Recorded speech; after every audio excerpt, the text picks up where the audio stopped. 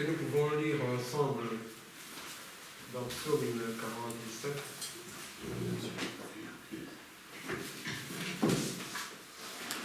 Dieu monte au milieu des cris de la triomphe. L'Éternel s'avance au son de la trompette. Je vais vous inviter à vous lever, s'il vous plaît. C'est 47, je suis au verset 6. Dieu monte au milieu des cris de triomphe. L'Éternel s'avance au son de la trompette. Amen. Chantez à Dieu. Chantez. Chantez à notre roi. Chantez. Alléluia. Amen. Ils ont parlé déjà chanter plus de 4 fois. C'est pour cela que nous avons beaucoup chanté. Je vais prier au nom du Seigneur. Amen. Merci Seigneur notre Dieu, parce que tu nous as donné cette opportunité, cette grâce de chanter, chanter, chanter pour notre roi et de chanter. Amen. Merci Seigneur, maintenant nous voulons t'écouter. Nous abandonnons ce moment entre tes saintes mains. Dispose le cœur de tout et chacun. Oui. Pour que la bonne semence tombe sur une bonne terre fertile. Pour que cette semence puisse accroître, pousser et accroître. C'est ce dont nous avons besoin, c'est de croître dans la foi. Il n'y a que la parole de Dieu qui peut nous faire croître. Merci Seigneur pour ton serviteur que tu as bien disposé pour nous apporter cette bonne nouvelle. Tu vas l'utiliser puissamment Seigneur. Et cela c'est pour le bien de tes âmes et que nous sommes ici présents. Nous sommes déplacés de chez nous Seigneur. C'est pour te chanter, pour t'écouter. J'abandonne tout entre tes saintes mains. Au nom de notre Seigneur et Sauveur Jésus-Christ. Amen. Amen.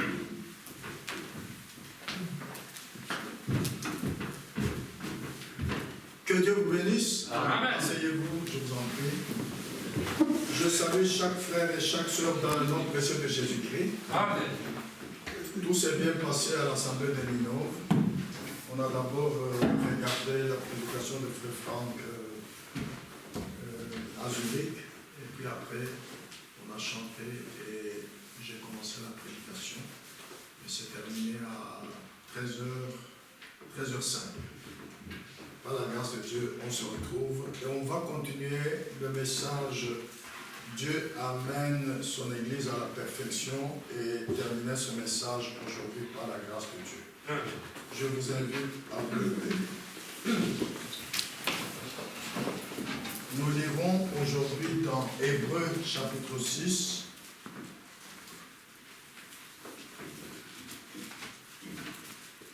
Versets 1 à 3. Hébreux chapitre 6.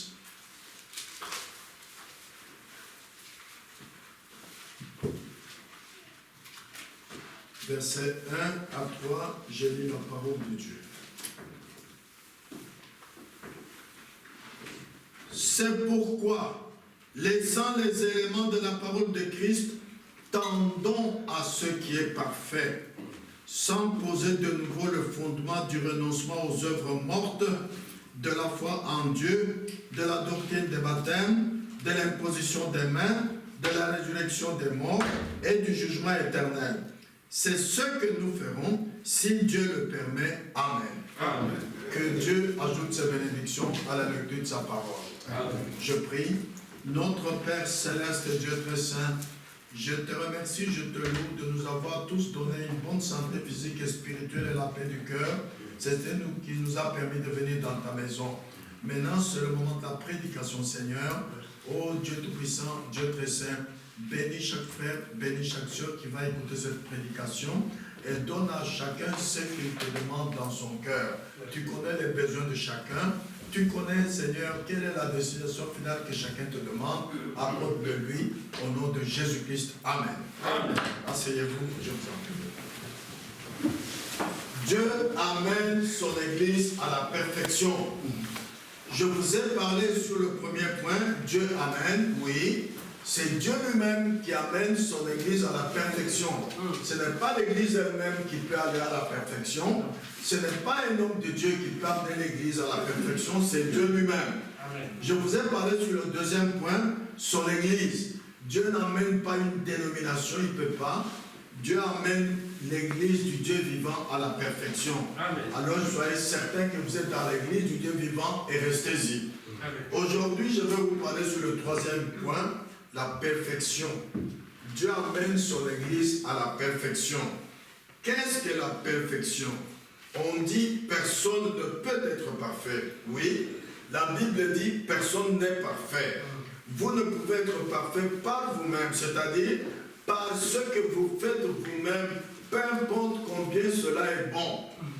Et Dieu exige la perfection. Nous voyons dans Luc chapitre 1 que chaque fois que Dieu envoie un prophète, c'est pour qu'il donne à son peuple la connaissance du salut. Luc 1, verset 77. C'est Jean-Baptiste qui parle.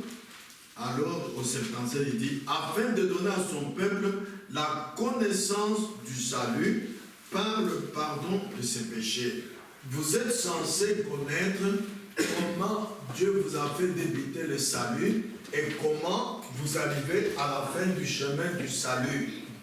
Amen. Amen. Nous savons que Dieu exige la perfection. Nous avons lu dans Hébreux chapitre 6, verset 1. C'est pourquoi, laissant les éléments de la parole de Christ, tendons à ce qui est parfait, sans poser de nouveau du renoncement aux œuvres mortes. Nous savons que nous tous, quand nous sommes venus, on est passé par le baptême dans l'eau au nom de Jésus-Christ. On est passé à commencer à vivre les instructions bibliques qui nous étaient prêchées. Il ne faut pas fumer, il ne faut plus aller au bar, il ne faut pas danser, ainsi de suite, il ne faut pas voler, tout ça. Mais maintenant, il est temps de se tourner vers la perfection. Ces choses-là ne vous ont pas la vie parfaite. Vous allez voir pourquoi. C'est pourquoi aujourd'hui, nous savons que Jésus a dit en Matthieu 5, verset 48, « Soyez donc parfaits comme votre Père Céleste est parfait. » Parce que pour aller à l'enlèvement et voir Dieu, il faut être parfait. Sans la perfection, personne ne verra Dieu.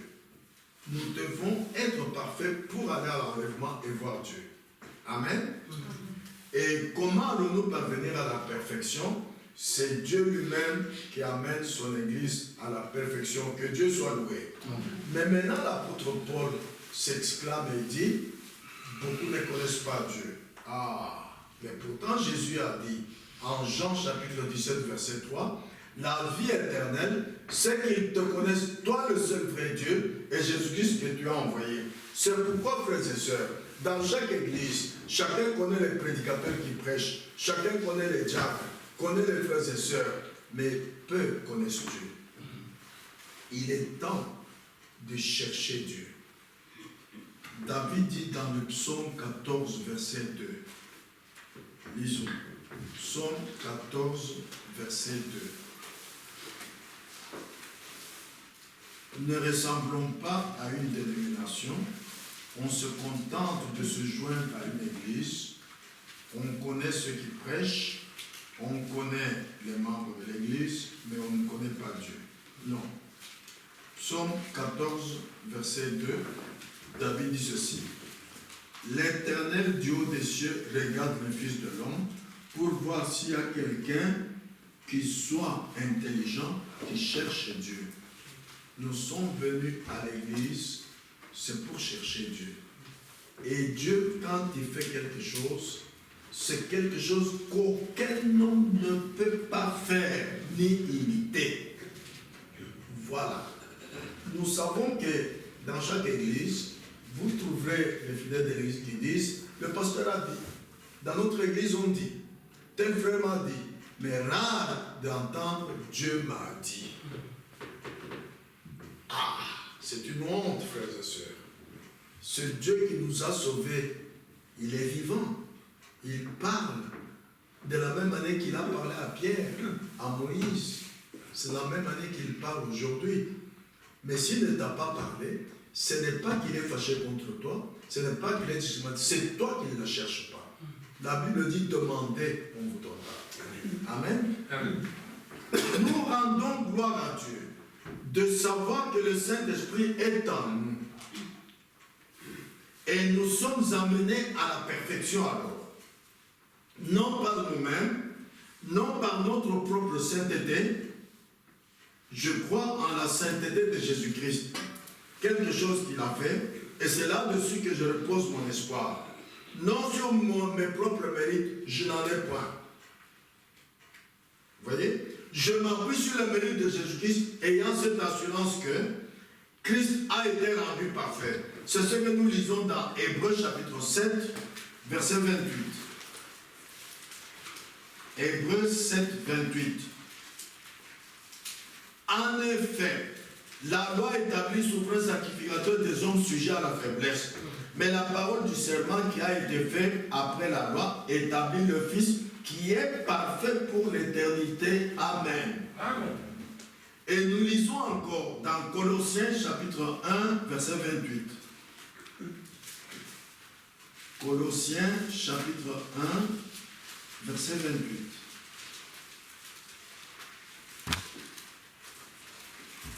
Colossiens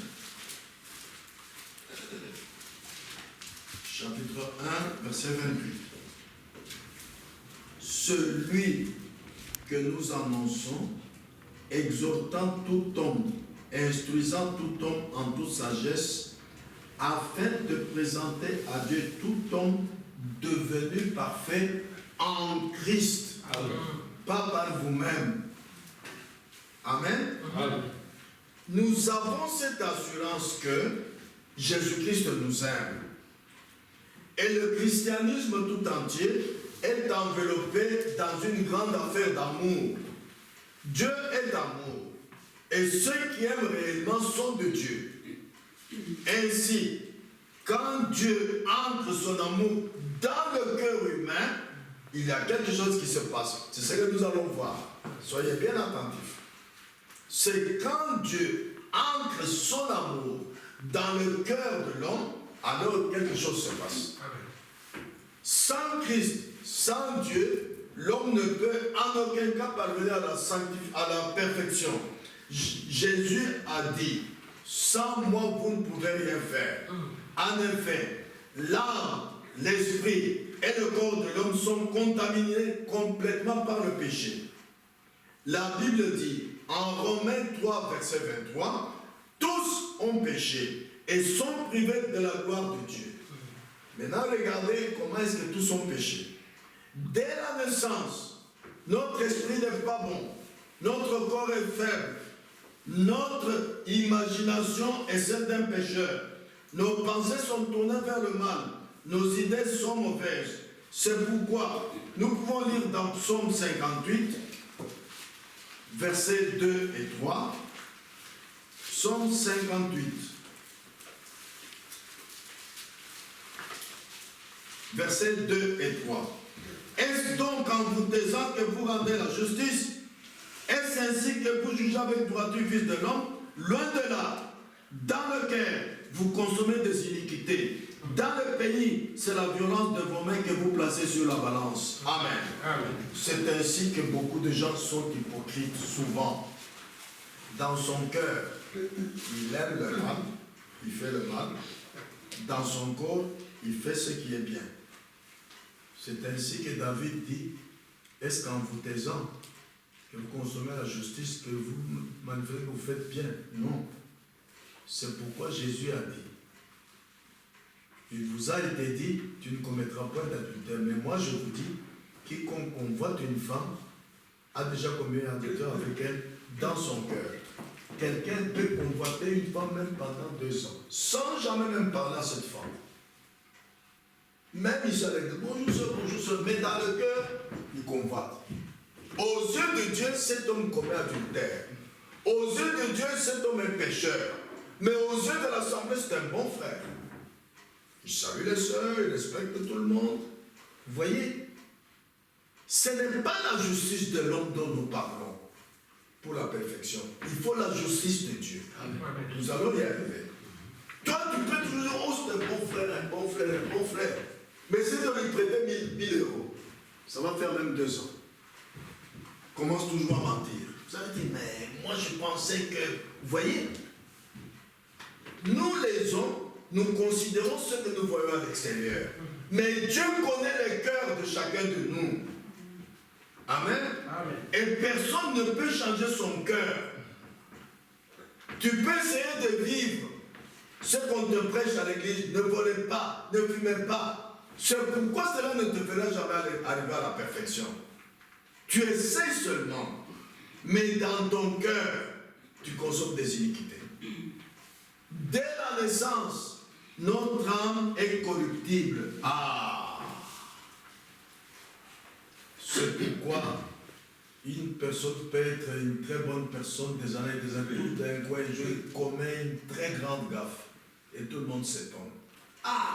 C'est ce frère-là qui a fait ça, mais pourtant il est bien des années. Oui, c'est comme ça l'homme. Son âme est corruptible. C'est pourquoi une personne, même baptisée du Saint-Esprit, peut faire ce qui est mal. Rappelez-vous du frère Madame lui-même, le prophète de notre temps. Quand ça allait mal dans sa famille, il voulait se suicider. Ce n'est pas la grâce de Dieu qui n'est pas arrivé à se suicider. Il allait commettre, comment dirais-je, se tuer et commettre, briser le commandement qui dit ne tuez pas. Ce n'est pas la grâce de Dieu qui ne l'a pas fait. C'est pour vous montrer que l'homme reste l'homme. Sans Dieu, il ne peut pas arriver à la perfection. L'apôtre Paul dit en Romains, chapitre 7, verset 18, Romains 7, verset 18, ce qui est bon, je le sais, n'habite pas en moi, c'est-à-dire dans ma chair. J'ai la volonté, mais non le pouvoir de faire le bien. Amen.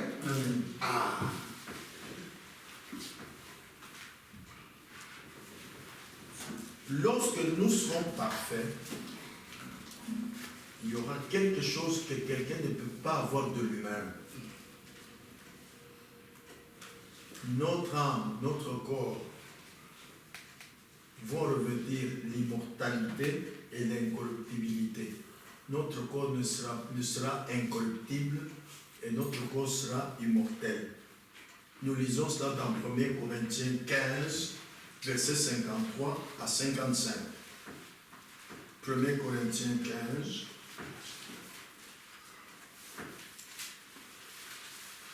Et ça, aucun homme ne peut l'obtenir par lui-même, ni par l'Église. Il faut Dieu. Car il faut que ce corps corruptible revête l'incorruptibilité et que ce corps mortel revête l'immortalité.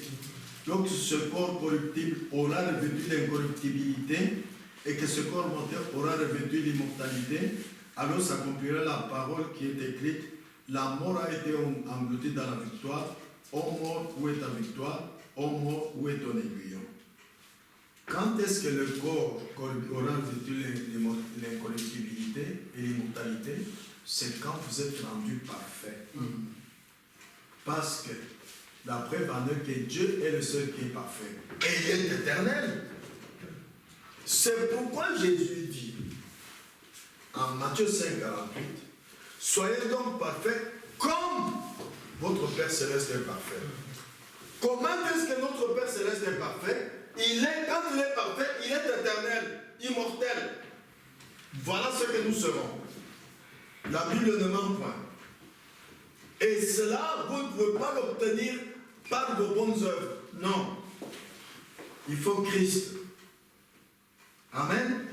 C'est pourquoi, frères et sœurs, la Bible dit dans Hébreux 10, verset 2, regardez ce que nous allons avoir quand nous serons parfaits de la part de Christ. Hébreux 10, verset 2. Autrement, n'aurait-on pas cessé de les offrir, parce que ceux qui rendent ce culte, étant une fois purifiés, n'auraient plus aucune conscience de leur péché. Frère Branham dit dans Hébreux chapitre 5 et 6 première partie, au paragraphe 120, je vais vous le lire. Si l'observance des lois et la pratique de tous les commandements pouvaient vous amener à la perfection. Oh, écoutez, mais je ne bois plus, je ne vais plus au bar, je ne commets pas d'erreur. Qu'est-ce qu'il y a? Il y a que tu n'es pas encore parfait. Écoutez, Si l'observance des lois et la pratique de tous les commandements pouvaient vous amener à la perfection, alors il n'aurait pas été nécessaire d'avoir autre chose. Vous serez déjà parfait. En effet, là écoutez, une fois que vous êtes parfait, vous êtes éternel. Mais si tu es parfait, pourquoi tu attends la mort? C'est ça. Tu n'es pas encore parfait, mon frère, ma soeur. Tu n'es pas parfait. Et tu ne peux pas l'être par tes bonnes œuvres, ni par ta manière de prier ou quoi. Non, il faut Christ. Et Dieu est le seul qui soit parfait. Et le seul moyen pour vous d'être éternel, c'est de devenir une partie de Dieu. Vous voyez?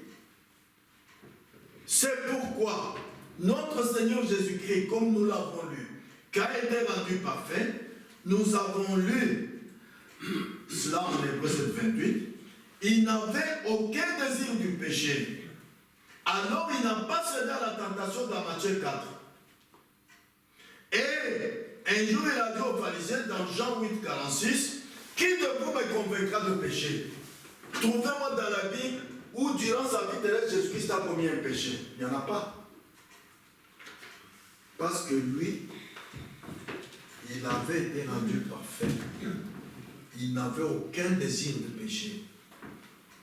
Vous savez que le jour de l'enlèvement, quand nous serons parfaits, nos corps incorruptibles, toi un homme, on peut mettre devant toi une très belle femme tournée, ça ne te dira rien.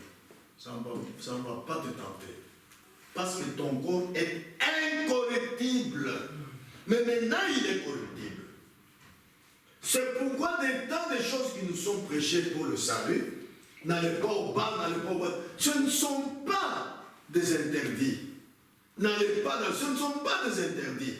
Votre corps est encore corruptible, tu vas aller tomber. Là-bas, les femmes, ce sont les femmes qui draguent les hommes. Normalement, c'est un homme qui drague une femme, mais dans le boîte de nuit, quand nous y allions dans le temps, c'est une femme qui vient te tapoter sur le lit, qui te donne ma main, un bisou. Comment ça va? Qu'est-ce que tu veux? Vous voyez? Alors là, ton corps est incorruptible, il va céder. Est-ce que vous comprenez le plan du salut maintenant? Ce ne sont pas interdits. Quand Dieu dit sortez du monde, ce n'est pas un interdit de rentrer au monde. C'est parce que votre corps est incorruptible, vous allez au monde. Ah, nous le verrons bientôt dans une prédication que je vais vous donner. Il y a des influenceurs, il y a des séductrices. Elles savent bien ce qui plaît aux yeux des hommes pour l'attirer à l'adultère ou à l'impudicité. Elles savent. Et quand on le fait, toi, étant corruptible, tu seras attiré. Amen. Ah. Notre Seigneur Jésus-Christ a dit aux pharisiens, qui de vous me convaincra de péché? Voilà pourquoi personne ne peut être parfait, et la Bible dit personne n'est parfait. Et vous ne pouvez être parfait par vous-même. Vous n'avez pas rendre ce corps incorruptible, il n'y a pas moyen. Il n'y a pas moyen. Parce que vous faites vous-même, peu importe combien cela est bon. David, quand il a vu Bathsheba se laver toute nue sur sa fenêtre, il a été corrompu, il est allé la suivre. Vous voyez?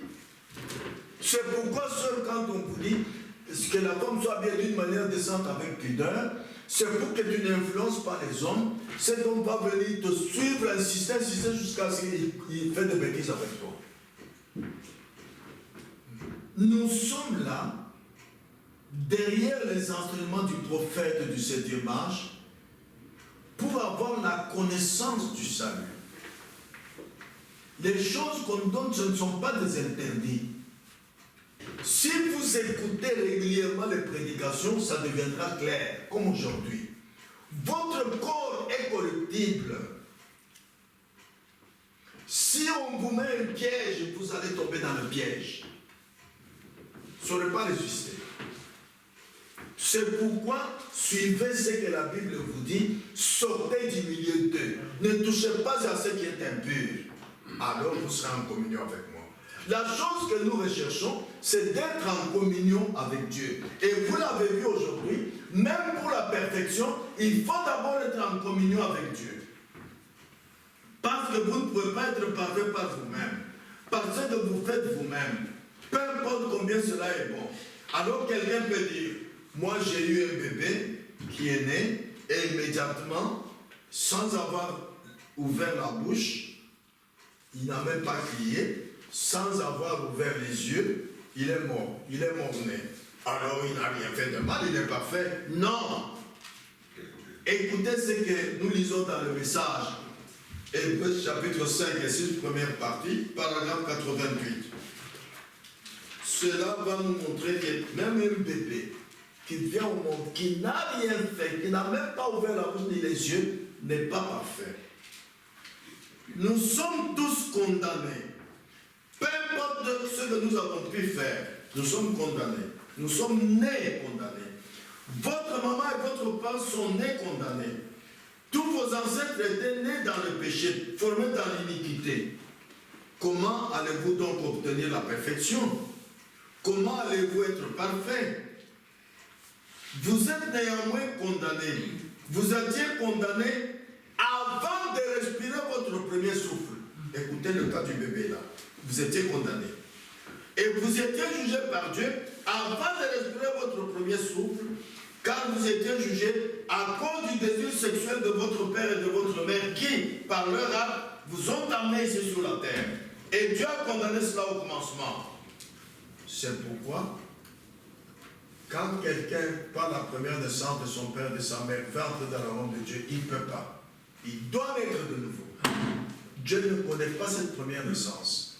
C'est par grâce, par amour, qu'il nous a seulement donné l'occasion de naître la deuxième fois, par l'Esprit. La connaissance entre l'homme et la femme, ce que l'homme et la femme font aujourd'hui, lisez bien la Bible, ce n'est jamais Dieu qui a montré ça à l'homme, de faire ça pour avoir des bébés. Non, c'est Satan. Alors les gens demandent, mais la Bible dit, soyez féconds, multipliez, remplissez la terre, comment est-ce que les gens allaient se multiplier? Oui, oui. Nous avions seulement à dire qu'il y a des femmes, sois enceinte, elle est enceinte, sans la toucher. Voilà. D'ailleurs, dans l'éternité, nos femmes ne seront plus nos femmes, elles seront nos sœurs. Ça, c'est ce que Satan a montré à l'homme. Alors, de par la naissance de nos parents, nous sommes conçus dans l'iniquité et nés dans le péché. C'est ce que nous lisons d'ailleurs dans Psaume 51, verset 7. Lisons. Psaume 51, verset 7. Voilà pourquoi c'est fini pour l'homme. Lui-même, il ne peut pas à la perfection. Déjà, sa naissance est mauvaise. Et il ne peut pas rectifier ça. Psaume 51, verset 7.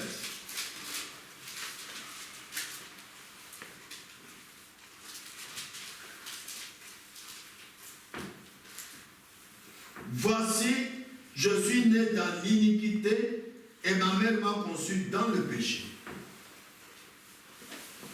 Amen. Amen. Ah.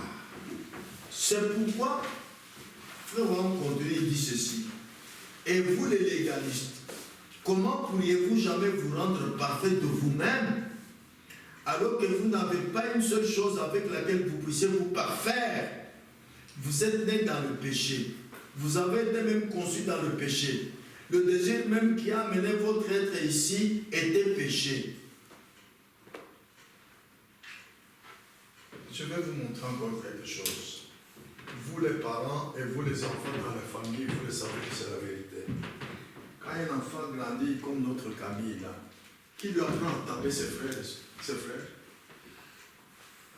Jean-Marie, tu as appris à tes enfants à taper les autres quand ils vous font du mal? C'est dans le sang. Notre origine est mauvaise. Voyez, qui lui apprend à voler? Si vous mettez des petits biscuits là-bas, des bonbons, vous trouvez ça. Qui apprend à dire, ce n'est pas moi, ce n'est pas moi. Ils apprennent même à mentir. Qui leur apprend à mentir? Les parents ne peuvent pas apprendre à leurs enfants à faire du mal. C'est dans le sang. Notre origine est mauvaise. C'est pourquoi c'est impossible qu'un homme, de par lui-même, par ses bonnes œuvres, qui puisse arriver à la perfection. Parce qu'en lui, le mal est là. Son âme est corruptible. Dans son cœur, il y a toujours le désir du mal. Amen. Personne ne peut être parfait par lui-même, par ce qu'il fait et qui est bon. La Bible appelle cela les œuvres mortes. Lisons cela, relisons cela dans Hébreux 6, versets 1 et 2. On a lu, on commence au début. Hébreux 6, versets 1 et 2. C'est pourquoi, laissant les éléments de la parole de Christ, tendons à ce qui est parfait, sans poser de nouveau le fondement du renoncement aux œuvres mortes, lesquelles de la foi en Dieu. Ah, ça devient bizarre maintenant. De la doctrine des baptêmes, de l'imposition des mains, de la résurrection des morts et du jugement éternel. Ah. Maintenant, écoutez ce que le prophète de notre temps dit là-dessus. Au paragraphe 102 de Hébreux chapitre 5 et 6. Il dit ceci. La loi qui possède un nombre de biens à venir, toutes les ordonnances et les baptêmes, toutes les autres choses qu'ils avaient, ne pouvaient jamais rendre l'adorateur parfait, et pourtant Dieu exige la perfection. Vous voyez? Ah, 103. Si vous adhérez à l'église des Nazaréens, cela ne vous rendra jamais parfait. Si vous adhérez à l'église baptiste, pentecôtiste ou quoi que ce soit, cela ne vous rendra jamais parfait. Vous pouvez être un homme bon ou loyal, cela ne vous rendra jamais parfait. Vous ne pouvez rien mériter. Il n'y a rien qui puisse vous faire mériter. Vous êtes perdu. Vous dites, eh bien, j'ai observé la loi, j'observe le Satan, toutes les ordonnances de Dieu, je fais ceci. Paul a dit, mettons toutes ces choses de côté maintenant. Vous voyez? Maintenant, écoutez. Nous pourrions prendre chacune de ces choses, verset par verset. Le baptême, nous y croyons. Il y a une seule espérance, un seul Seigneur, une seule foi, un seul baptême. Nous croyons qu'il y a un baptême. Nous croyons à la résurrection des morts, absolument. Nous croyons que Jésus est mort et ressuscité. Nous croyons cela, l'imposition des mains aux malades. Voilà ce qui est dit. Voici les signes qui accompagnent ceux qui auront cru. S'ils imposent la main aux malades, les malades seront guéris. Nous croyons cela. Mais qu'est-ce que cela? Paul a dit, tout cela, ce sont des œuvres mortes. C'est quelque chose que vous faites, vous. Maintenant, tendons vers la perfection. Cela ne veut pas dire que prier, imposer les mains aux malades, n'est-ce pas? Être baptisé dans l'eau au nom de Jésus-Christ, c'est mauvais. Non. Mais on ne peut pas se fonder là-dessus pour dire je suis parfait. Non. Non, non, non, non, non. C'est ça l'erreur. Même dans ce message, souvent nous entendons, mes frères, mais qu'est-ce qui se passe? Je ne vais plus au bar, je ne bois plus, je ne fais plus, mais qu'est-ce qui se passe? Il se passe que tu n'es pas parfait. Continuons. Tu ne dois pas t'arrêter là. Ce sont des œuvres mortes, ce que tu fais pas toi-même. Et dans Dieu amène son Église à la perfection, au paragraphe 34, le prophète dit ceci. Vous êtes soit un croyant, soit un incroyant. La raison pour laquelle vous fumez, vous vivez, vous jugez et vous faites les choses que vous faites, c'est parce que vous êtes un incroyant. Cela porte ses propres fruits. Alors si vous dites, eh bien, je vais cesser de fumer, je vais cesser de mentir et de voler, vous le faites de vous-même. Cela ne vous sauve pas malgré tout. Je vais aller à l'église essayer de faire mieux. Cela ne peut toujours pas dire que c'est le salut. Vous devez naître de nouveau. Ce n'est pas la justice qui produit les attributs d'une vie qui croit. C'est pourquoi, frères et sœurs, tout ce que nous faisons dans notre vie en tant que croyants, il faut toujours se référer à Galates 4, verset 30, que dit l'Écriture. Ne commencez jamais une vie en tant que croyant par votre propre raisonnement, par votre connaissance intellectuelle. Non, Dieu n'en voudra pas. Pourquoi est-ce que Dieu a refusé l'offrande de Caïn, alors que Caïn et Abel, tous les deux étaient religieux, tous les deux voulaient donner l'offrande selon la parole de Dieu. Vous voyez, ce n'était pas d'après la coutume humaine, non, selon la parole de Dieu. Mais la différence c'est que Caïn a donné l'offrande en réfléchissant selon les versets de la Bible. Dieu veut toujours une meilleure chose. Si vous voulez donner par exemple des fruits à Dieu, ne donnez jamais un fruit qui est un peu pourri, à moitié pourri. Non, toujours le meilleur fruit. Si vous voulez donner quelque chose, toujours ce qui est en premier, pas le dernier, pas le deuxième. C'est ce que Caïn a fait. Malgré cela, Dieu a refusé. Et Abel, lui, il a attendu que Dieu lui révèle ce qu'il doit faire. Parce que Jésus a dit en Jean 6, 63, les paroles que je vous ai dites sont esprit et vie. La chair ne sert de rien.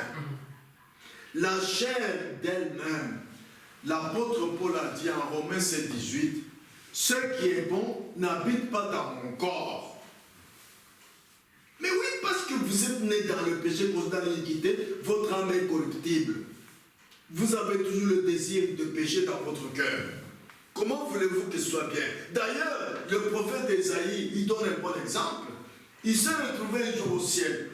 Il dit, oh, dans une il dit, mais je suis perdu, moi qui vois les choses impures, moi qui suis souillé, j'ai vu le Dieu très saint. Alors un ange est venu, Pètre Jean dit, voilà, tes péchés sont expiés.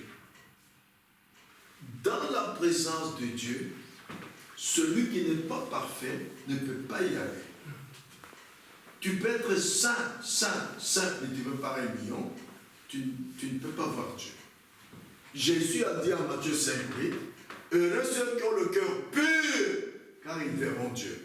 Et nous verrons comment Christ amène ton cœur à être pur. C'est Christ qui va dans ton cœur pour le purifier. Amen. Et alors tu seras dans la perfection. C'est ce que nous allons voir, frères et sœurs.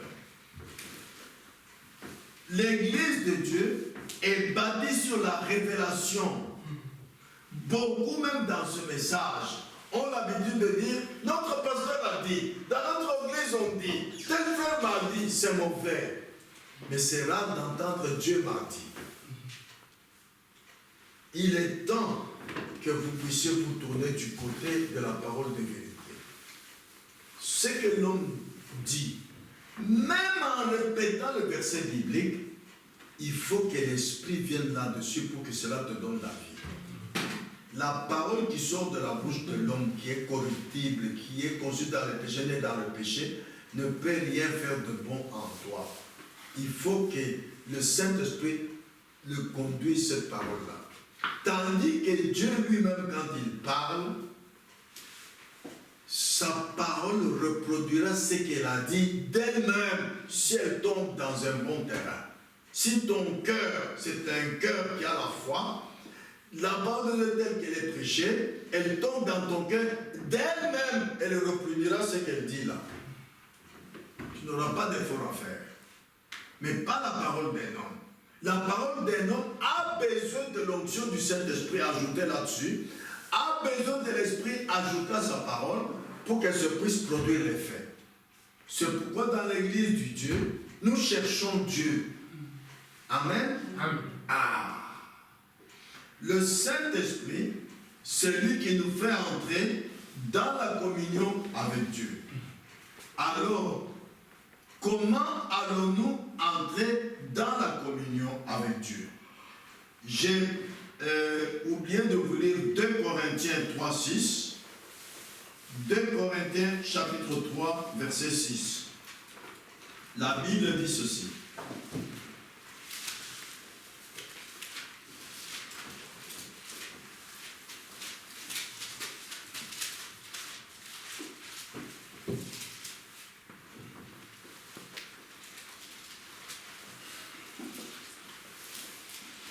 il nous a aussi rendus capables, c'est ça? D'être ministres d'une nouvelle alliance, non de la lettre, mais de l'esprit. Car la lettre tue, mais l'esprit vivifie. Peu importe combien quelqu'un peut te donner l'écriture exacte, mais sans l'esprit, ça ne donnera aucun effet. Il faut Dieu. C'est ça l'erreur des dénominations. Il y a des dénominations qui ont la Bible, qui prêchent bien la Bible, mais tant qu'ils n'ont pas reconnu que c'est l'esprit qui donne la vie, ça ne sert à rien. Nous ne pouvons pas répéter la même erreur. Et dans Jean chapitre 6, verset 63, Jean chapitre 6, verset 63, c'est l'esprit qui vivifie. La chair ne sert de rien. Les paroles que je vous ai dites sont esprit et vie. Amen. Amen. Il faut un prédicateur appelé par Dieu, ou un qui parle. Quand il parle, tantôt ce sont ses propres paroles qui sortent, qui vont vers vous, et tantôt c'est les paroles dites par Dieu. C'est la voix du prédicateur, mais l'esprit est là-dedans. Voyez? Alors quand ça touche vos cœurs, ça reproduit elle-même ce qu'elle est en train de dire là. Dieu n'a pas besoin d'être servi par les humains. Non. Au commandement, quand il a dit que la lumière soit, la lumière fut. La parole que Dieu dit produit exactement ce que Dieu dit là, par elle-même, parce que la parole est Dieu. Amen. Amen. Amen. Il faut Dieu. C'est Dieu qui amène son Église à la perfection. Et il nous faut entrer dans la communion avec Dieu. Comment? Voilà, je vous lis le message. Comment entrer dans la communion avec Dieu? Au paragraphe 115, Hébreux chapitre 5 et 6. Comment parvenons-nous à la perfection? C'est ce que nous voulons savoir. Christ a été rendu parfait. Dieu a fait retomber sur lui l'iniquité de nous tous. Il était blessé pour nos transgressions, brisé pour nos iniquités. Le châtiment qui nous donne la paix est tombé sur lui. C'est pas ce mérite que nous avons été guéris. Voilà le corps dans lequel nous désirons être. C'est ce corps-là. Pourquoi? Si vous êtes dans ce corps, vous ne verrez jamais le jugement. Vous ne goûterez jamais la mort. On l'a vu en 1 Corinthiens 15, 53. Vous êtes affranchis de toute mort, du jugement, du péché, de tout le reste, quand vous êtes dans ce corps. Comment y entre-t-on, prédicateur? En adhérant à ce tabernacle, vous êtes encore perdu de toute façon. Vous pourriez y adhérer. Nous n'avons pas de législation. Comment y entrons-nous? En adhérant à une église? Non. Vous y naissez. Il faut la nouvelle naissance pour entrer dans la communion avec l'église du Dieu vivant. Et maintenant, par le baptême du Saint-Esprit, nous avons été baptisés dans ce corps. Et nous sommes libres du péché. Dieu ne vous voit plus, vous. Il voit uniquement Christ. Et quand vous êtes dans ce corps, Dieu ne peut pas juger ce corps. Il avait déjà jugé. Il a pris notre jugement et nous a invités à y entrer. Et par la foi, par grâce, nous avançons et nous acceptons notre pardon.